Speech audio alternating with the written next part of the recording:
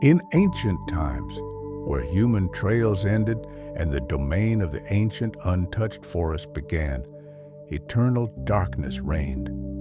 Sunlight, as if afraid to desecrate the primeval wildness, barely pierced through the dense crowns of giant pines and oaks.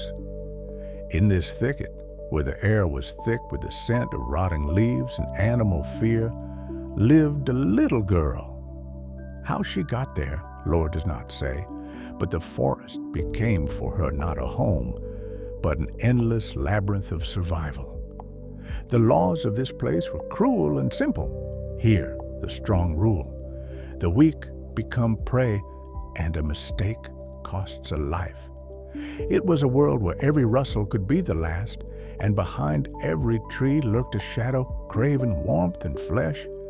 The girl had known this since she learned to distinguish the voices of the wind from the growl of predators. She was lonely, fragile, and every day of hers was a struggle for the right to see the next dawn. It seemed as though the whole world had conspired against her, and her fate was written in advance to become one of the countless episodes in the eternal food chain. And then, on one fateful day, her quiet, cautious steps coincided with the thunderous tread of the master of these lands. From the impenetrable thicket, pushing aside young trees with his shoulders, he emerged, a huge forest grizzly. The beast was the embodiment of primeval power. Its fur, brown and matted, bore the traces of many battles, and its eyes burned with a fire of wild, irreconcilable fury. Its size was such that it seemed to block out the entire sky. To this behemoth, the girl was no more than a light snack, a fleeting moment to satisfy its hunger before a long sleep. In its huge nostrils danced the scent of her fear, and deep within its pupils the verdict was already written. This was a moment of absolute despair. Anyone else in her place would have cried out, rushed to run away, only bringing the inevitable closer. The world ruthlessly divided everyone into hunters and victims, and in this coordinate system, a fragile child had not a single chance. To escape from one's own executioner seemed madness, and the hope for a miracle, childish folly. But luck favors the bold, and fortune comes to those who challenge the very logic of things. When the giant grizzly loomed over her, ready with a single blow to cut short her short life, the girl did the impossible. She did not retreat. She froze, looking straight into the fire-raging eyes of the beast. And in this silence, where death rang, she pulled a strange little thing from inside her coat. It was an old whimsical piece of wood, crafted to resemble an ancient key, but it unlocked neither locks nor chests. Carved onto it was a symbol of infinity, and it emitted a soft, warm, golden glow. As if in a trance, overcoming her terror, the girl held out this glowing key to the enormous beast.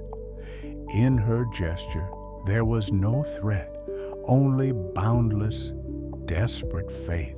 For a second, time stopped. The huge paw froze in midair.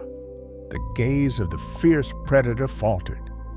In that abyss of fury, first a sincere surprise flashed, followed by deep, hidden curiosity. The bear had never seen such a light. It did not know how to react to a creature that, instead of being afraid, offered it a gift. For the first time in its life, it encountered not the trembling of prey, but defenseless courage. The golden light of the key touched its muzzle, and something clicked in its animal mind, melting the ice of centuries-old aggression.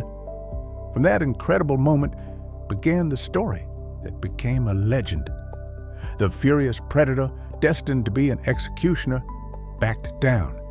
It did not harm the girl. Instead, it became her shadow, her invisible shield, The one who a minute ago threatened her death now followed her every step.